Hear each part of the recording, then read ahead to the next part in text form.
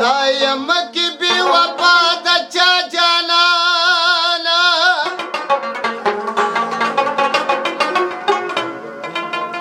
چې خندا ورپورې نه کوي راکیبانا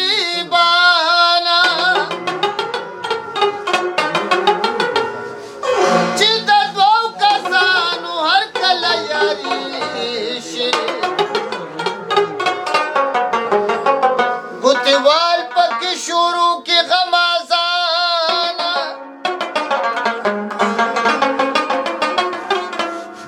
زر محمد د رب نه دغه دعا غواړي چې جدا دې نشي هېڅکله یاران و پښتو